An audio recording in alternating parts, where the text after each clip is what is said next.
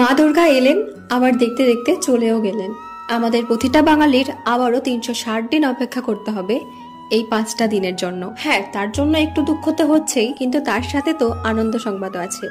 কারণ কিছুদিন পরেই মা দুর্গা ঠিক যেই পথে কৈলাসে গিয়েছিলেন, ঠিক সেই পথেই মা উমা আসছেন।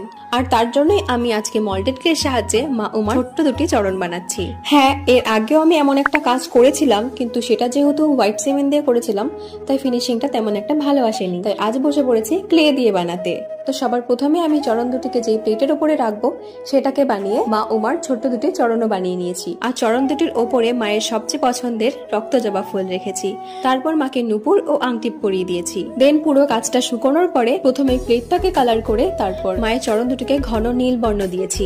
আর জবা ফুলগুলোতে রক্তের মতোই লাল রং করেছি। তারপর মায়ের নুপুর ও আংটি কালার করে মাকে আলতা পরিয়ে দিয়েছি। তো কথা বলতে বলতে তো আমার কাজটি হয়ে গেছে। কেমন হয়েছে অবশ্যই কিন্তু জানিও।